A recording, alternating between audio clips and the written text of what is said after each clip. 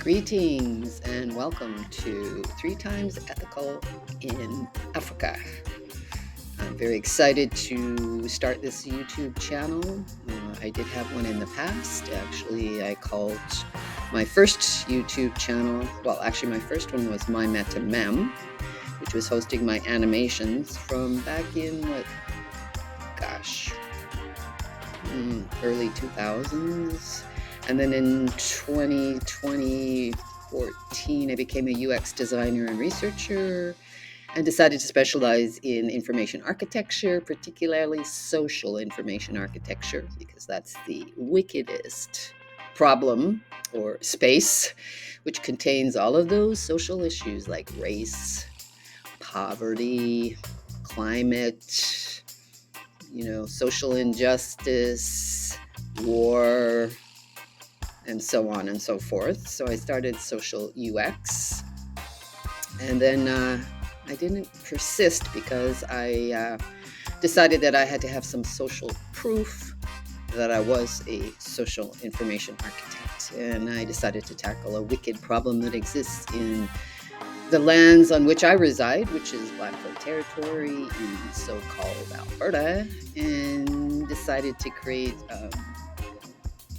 commons for cultivating right relationship between Indigenous and non-Indigenous peoples, and basically hung out in that space for 5 years, 10 altogether, but 5 offline, 5 online through the pandemic. It was a great ride.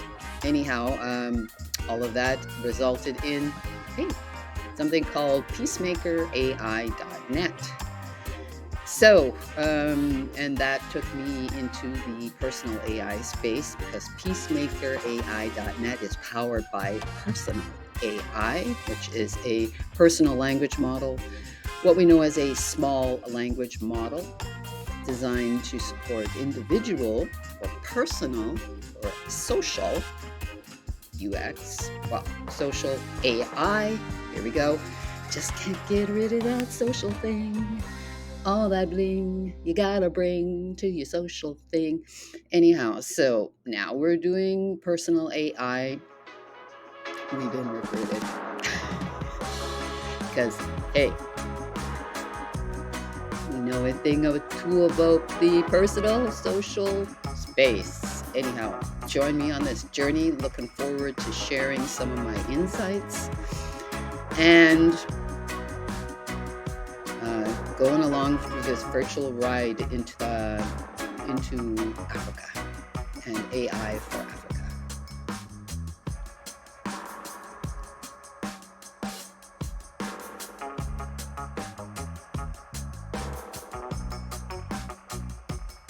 For this brief section, I'd like to talk about the structure of personal AI. Actually, the structure of AI as we know it's currently in its most popular version, which is ChatGPT, which has been around for about a year now, and I think it has over 1 billion users worldwide. That's based on what they call large language models. So those large language models are basically predictive language models, which need billions of data points or words in order to begin to figure out algorithmically how to structure responses or find the correlated information and then give it back to you, or summarize it, or utilize it in some way that informs the user. Personal language models are based on a different model. They're actually what we call small or personal language models. And as a result, you start with a blank slate. So you start with 0 data points and you feed in the data points. So that's going to be just text conversation like you would with a friend. Or this will be an AI that has the ability to begin to stack information, or what we call memories, or create a memory block. So you want to stack as many memories as possible. The more you do, obviously, the more refined your AI will become with respect to its ability to feedback, give you feedback, response, suggestions, and so on. So yeah, the huge difference between these two types of language models. One is what I would say user-centric, and the other is not. So big AI is not user-centric.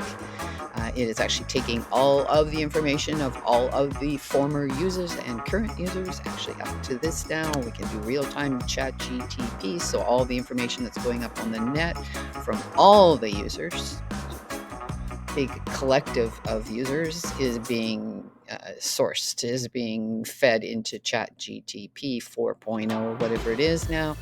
Whereas with your small personal language model, you're the one you have the control. You're steering that. You are at the center of that data, information, knowledge that is being used to train your AI. So large language models are trained on the entirety of the internet, which,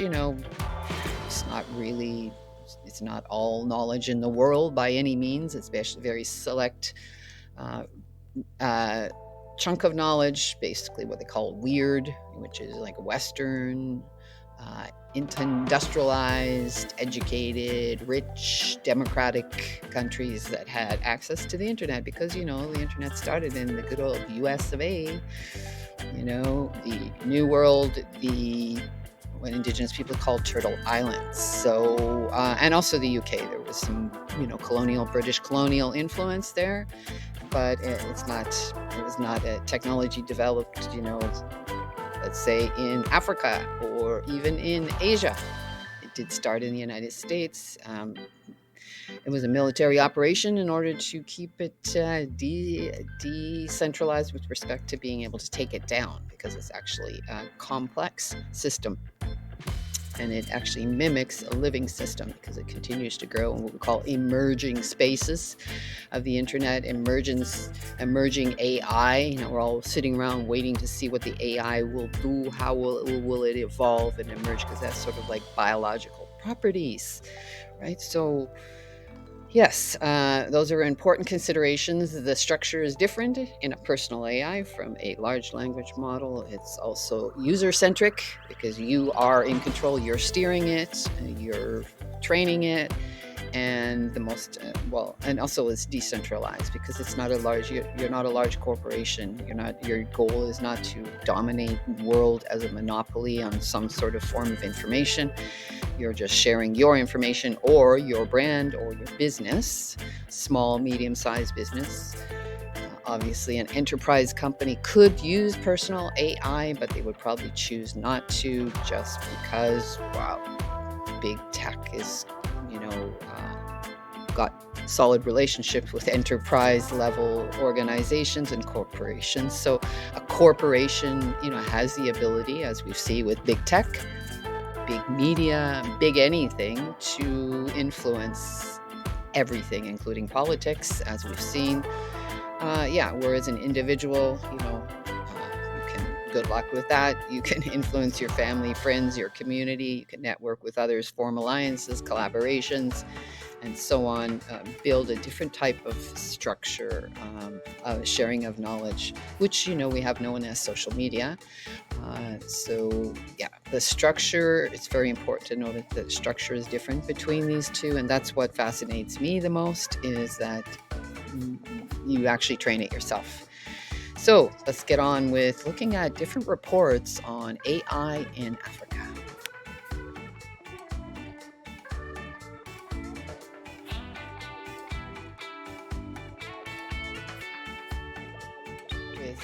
The first report is actually called On AI in Africa. The way that I began my virtual journey into Africa and AI in Africa is, of course, through a Google search, the good old-fashioned way of finding information on the internet, which is searching through Google. We're not sure how long that will be a thing, of course, because now people are starting to query ChatGTP. But the problem with that is that you are actually querying the model and you are asking a question, which is contributing to the value of the model because it's then having to formulate an answer and add that to its billion data points, because you realize questions are actually probably way more important than answers. In fact, Marshall McLuhan, the media guru, Canadian media guru, said, "What are the questions? We have the answers." So maybe asking questions is actually more important than giving answers, but the right question is worth $1 million. So the $1 million question is, what is the state of AI in Africa? So I found this report, this groundbreaking report, which highlights AI in Africa. It's actually from 2022, the State of AI in Africa report put out by a South African media group, a 32-page report, which is, quote, critical for anyone who's understanding the dynamics of this rapidly growing frontier tech market. I take objection with frontier. I guess they're using the old settler colonial trope from America. But that disrespects indigenous peoples, including Africans who are indigenous to Africa. But anyhow, we'll just move along here. The fact that the African tech market is growing at an incredibly fast rate is understated. As the report mentions, the growth in the number of companies founded was exponential over the last 10 years. Well, yes, it is a biological characteristic of these types of systems, complex systems, as I was talking about earlier, to have exponential growth. That's one of the factors of an emerging state. So anyhow, this report says that, that they recognize the opportunity it brings and the possibilities of use of data and solutions to change lives. And they list a number of areas, including health, education, deep tech, research, fintech, agriculture, tech, and climate change. And the same person who made that quote about the different areas that will be affected or industries or verticals said that he urges Africa, gentleman's name is John Kamara, to embrace and adopt AI as key, if not the most important form of technology, to make sure that we're truly part of the revolution. Interesting word, revolution.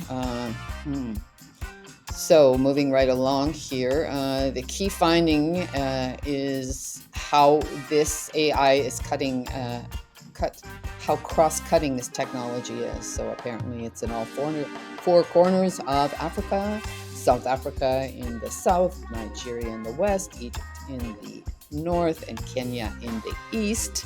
And it impacts 120 separate market segments. In addition to that, basically, it looks like according to the report, there are now over 30 AI and deep tech communities in the African region, which provide a range of services and attracting wannabe entrepreneurs and job seekers, aligned with growing range of vendor-based programs supporting the creation of AI/deep tech solutions. So this is a very positive sign that this technology and its attendant startup ecosystems have a big win across Africa if these trends continue. So that was last year. I'm not sure if they put out another report this year. I didn't see that one when I Googled. So yes, if you want to read more, I'll leave the link to this particular report in the comments section below, and you can check that out at your convenience. So yeah, positive foundation for AI in Africa.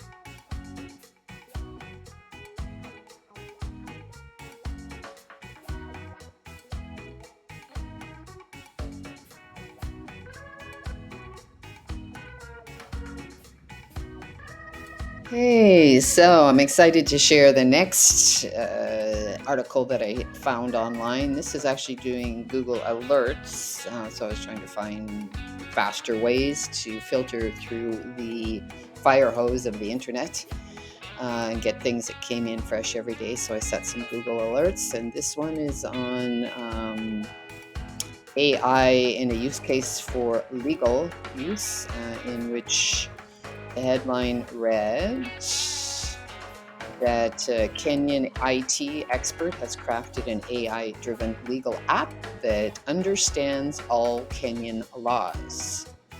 So this is fascinating. The founder, Naftal Obwani, witnessed his father's getting laid off from work and his lengthy court battle against his employer.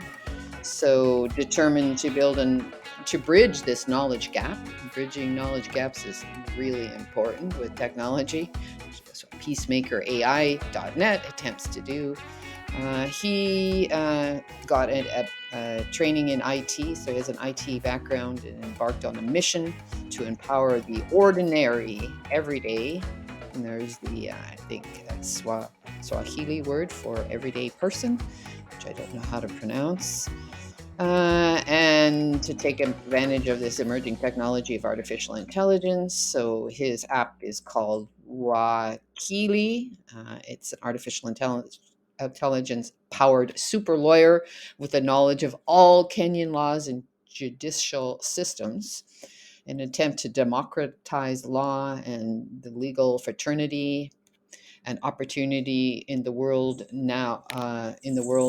Now, with AI, we wanted to be the first company that uses AI for, hey, social good, social UX. Thank you.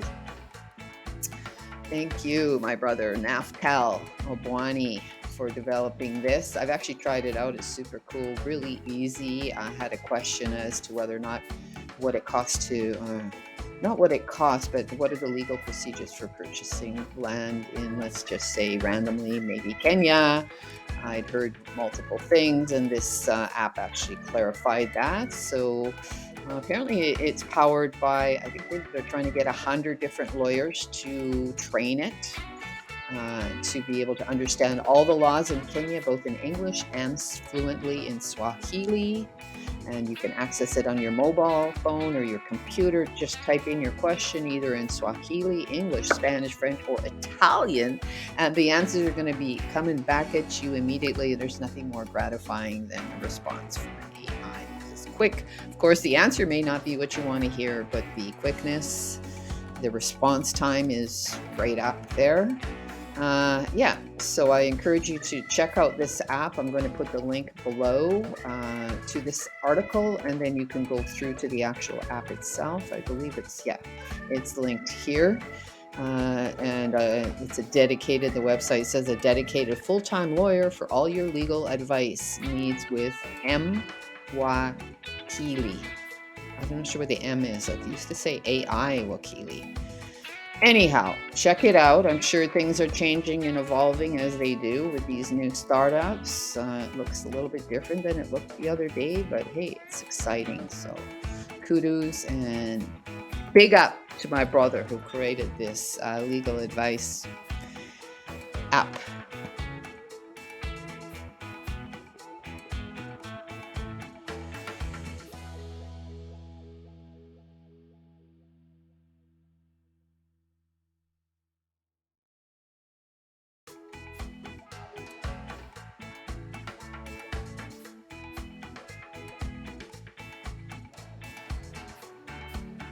All right, so moving right along here, the third article of the series this week is going to be focused on ethics in AI, and this one just happens to be in Kenya.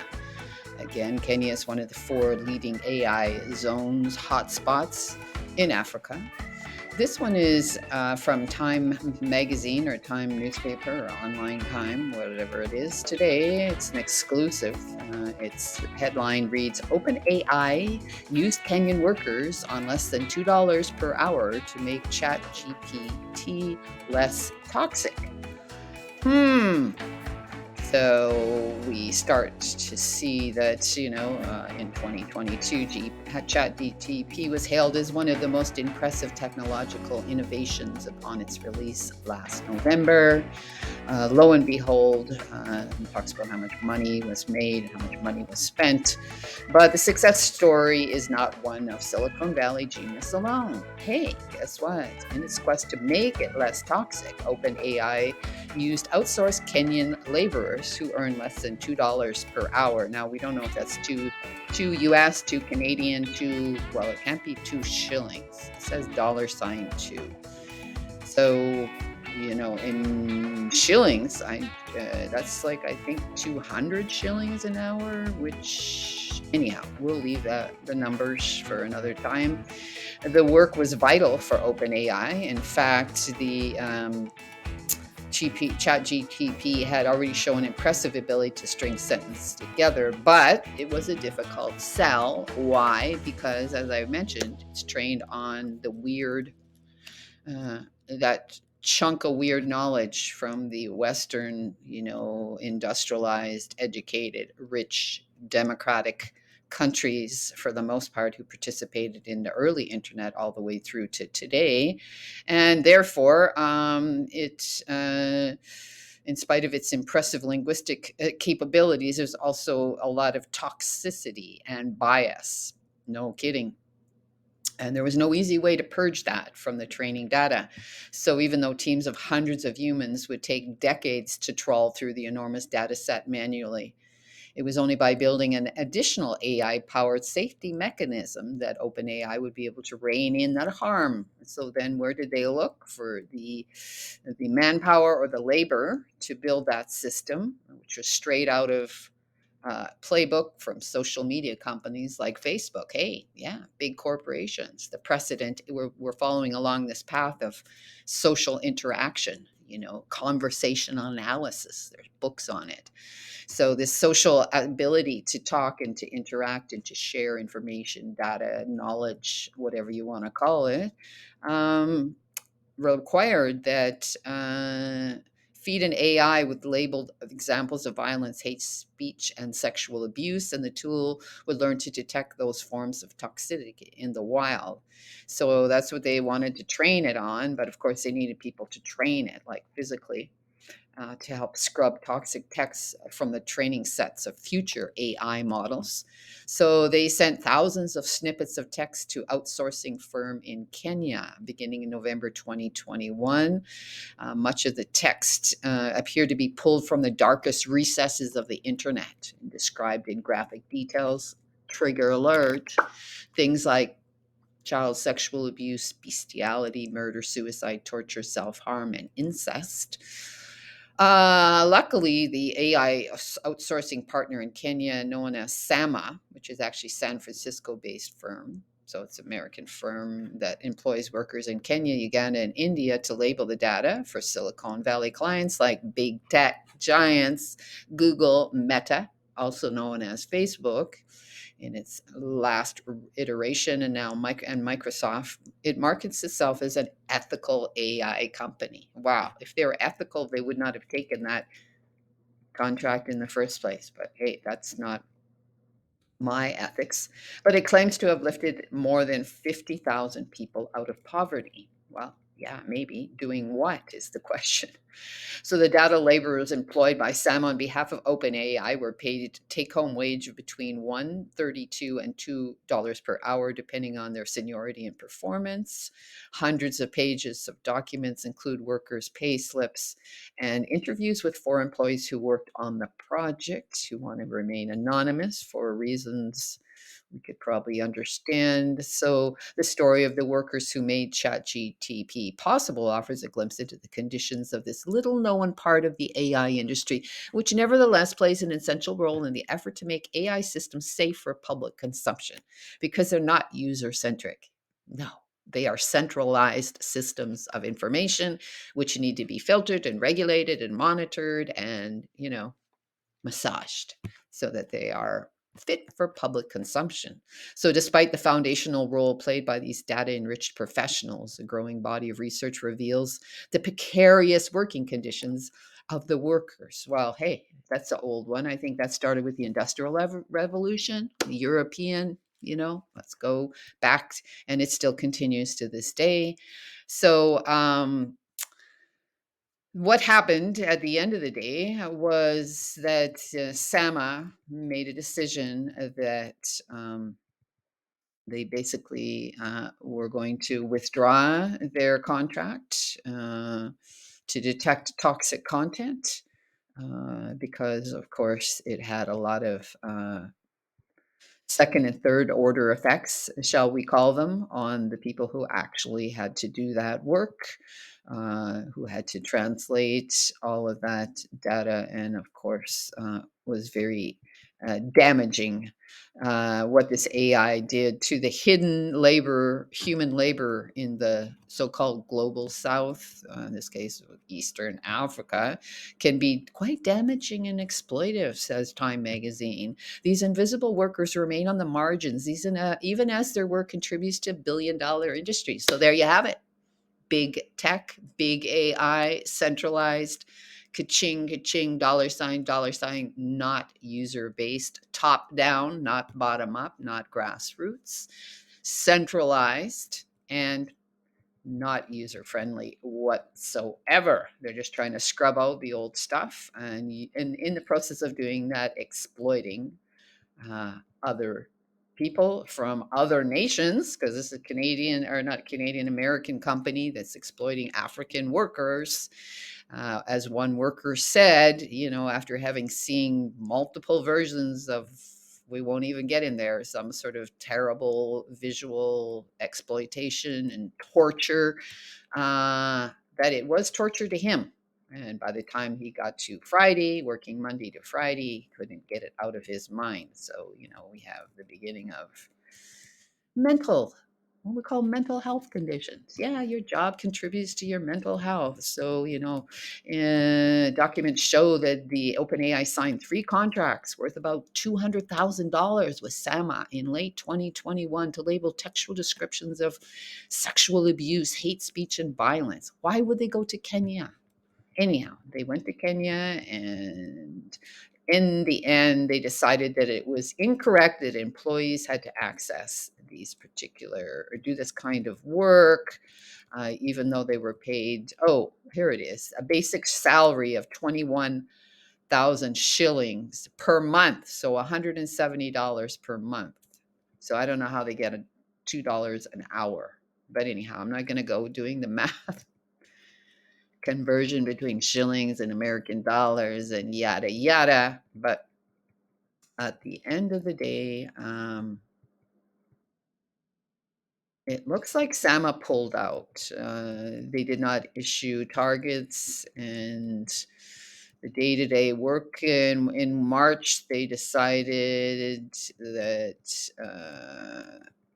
that was the end of it. In February, actually, 2022, the relationship began to falter between SAMA, American company, and OpenAI, American company, because Kenyan employees were getting to be a little bit upset about what they had to do to make their money.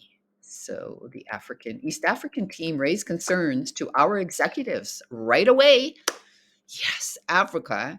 And SAMA immediately ended the image classification pilot and gave notice that it would cancel all remaining projects with OpenAI. So there you have it. And there's a whole bunch more in this long article for Time, which I will put in the link below so you can read the whole thing yourself. And yeah, so there we have ethics, AI ethics in Kenya.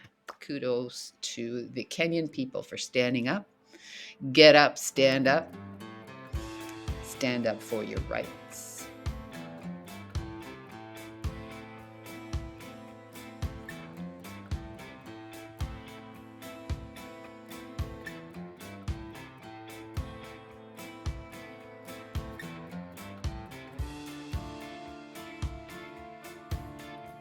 Okay, so moving right along here, let's go to X Factor.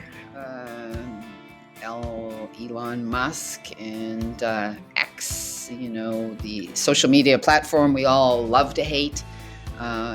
Not quite as much maybe as Facebook, but it's up there. And yeah, I've been on X, formerly known as Twitter, since 2008, and the Arab Spring, Occupy movements, all the way up to the present day. So yeah, we love We love the Bird app, but now the X. Well, we're kind of wondering what's going on. All of our friends mostly have abandoned that space. We did spend a lot of time listening to Indigenous thought leaders over the last 5 years. So we are grateful for that experience. However, not sure what's going to happen now. But hey, we're training our AI, and basically what it is, stop tweeting and start training, start stacking, start training your AI. But moving right along, let's get to the article here in Fast Company, which basically has a headline which reads Elon Musk's selling point for ChatGPT competitor Grok may be its fatal flaw, experts say. So, yeah, apparently he's been secretly, well, plotting world domination with something called Grok, which is actually not male or female name. It's actually a state of understanding taken from science fiction master, I think, Robert A. Heinlein. I was raised on science fiction. I should know that, but I do know the term grok, which is basically being able to sort of understand big picture. Anyhow. So just 4 months ago, after launching XAI, Elon Musk has its first product, which is called Grok, which launched overnight, which is, I guess, yesterday or the day before, definitely in the last couple of days. Yeah, 07, and today we're 08. So yeah, in the last couple of days, which is, he was promising to be a personality and humor-filled chatbot, which has been in part trained on vast volumes of billions of data points from user data on X, including and he never paid me a dime. But whatever, the platform, social media is all about your data being mined and surveilled for profit. We know that. So anyhow, no biggie. The ability to tap into real-time stream of commentary analysis on the social network has been hoisted by Musk as a game changer. This is my shirt. It says game changer. I'm not sure if his thing is going to be a social game changer. He's definitely, Twitter did change the game with respect to some political positions over the last few years. We won't go there. That's the elephant in the room. We won't go there. But anyhow, unlike ChatGPT and other large language models, powered chatbots, again, not AIs, but chatbots, which are often frozen with historic knowledge dating back from the weird periods of a year or more, Grok should be able to address queries. Again, you're asking the question about events as they happen. Indeed, Musk, tweeted screenshots showing Grok answering questions about the most recent Sam Bankman-Fried conviction, the currency fraud guy, blah, blah, blah. So somebody is commenting on how they may not be politically correct. Wow. How could they possibly be? Well, we know big tech, big media, big pharma, big everything has been with their hands in those pies, manipulating data and behavior since pretty much day one, but it really got bad in the last few years, let's not forget. But she says, she being someone who's an expert in ethics from the Oxford University Institute for Ethics in AI, she says, these assertions by Musk are very worrying for many reasons, because LLMs, large language models, we talked about at the very beginning, are not truth tracking. They make statistical guesses, and that's a big difference, because we know that Musk's goals of absolute truth, we could find there would be sexist or racist claims made. Well, of course, we know we're trying to scrub that out with OpenAI, and I'm not sure he's got even a team scrubbing it out of X. But nevertheless, that is what we are being presented with. And we have seen this before. Of course, it played out with Microsoft's experiment on a chatbot named Tay, which began spewing misogynistic and racist remarks within a few hours. And they shut that down. So, someone goes on to say, I assume Grok will quickly become one of the most abused LLMs, large language models. Exact opposite of what Musk says he wants. So that is the latest competitor on the market. big AI, as I call it, trained on the whole Twitter X social media data. And the final closing remarks, more worrisome that Grope will have access to real-time data from X introduces much a higher risk of it being used to create or peddle misinformation, malinformation, disinformation.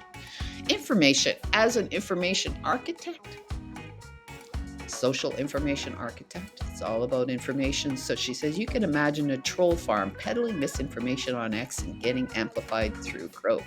No kidding. It's not user-centric, people. If you want user-centric AI, you need to train it yourself. So anyhow, I will leave a link to this in the comments below, and you can check it out if you want to read the details of this. Thanks.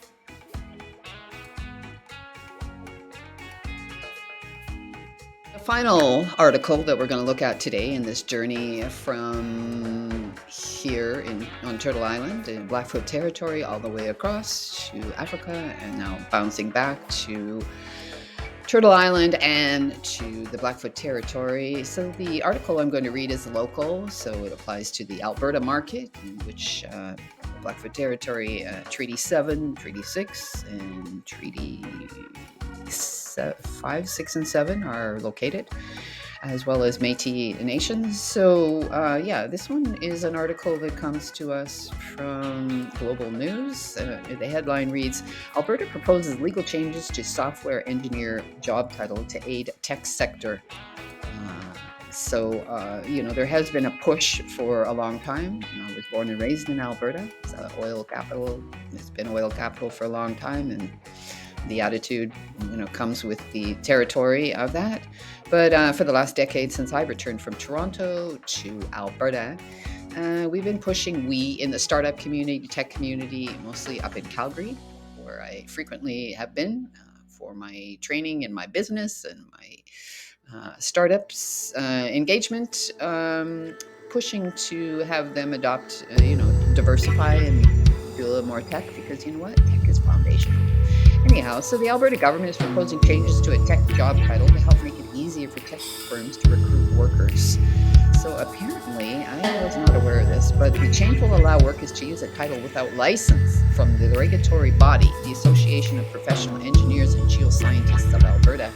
So members of Alberta's tech sector relaxed their rules, called on actually the government, Alberta government, to relax the rules. At present, I had no idea. Someone who isn't a professional engineer can't use the word engineer in a job title. Like, I'm gobsmacked. Are you telling me that a software engineer, I believe that's been a thing for at least a couple of decades, is legally not allowed to apply in Alberta for a job in the tech sector. So anyhow, they couldn't use the job engineering in the job title. The province says the tech sector is expanding at unprecedented growth. Not quite exponential like we have in Africa, but, chugging along, kind of thinking, well, maybe we should diversify. Maybe we should try this tech thing. Maybe it is foundational. Maybe what they say is true. Anyhow, the government is committed to supporting growing technology sector and maintaining high standards in proposing the legislation to support the growth. So I don't know if we're getting pushback from oil and gas. Oil and gas, they rule Alberta, so it's interesting to see that they've also dominated the entire titling engineer status. So here we go with words, information, and keywords. And that's just a little last tidbit to consider as we go down this road to personal AI. Thanks for joining me on this journey from Blackfoot territory all the way across to Eastern Africa, down to the south, and back again. We'll see you next week for some more updates.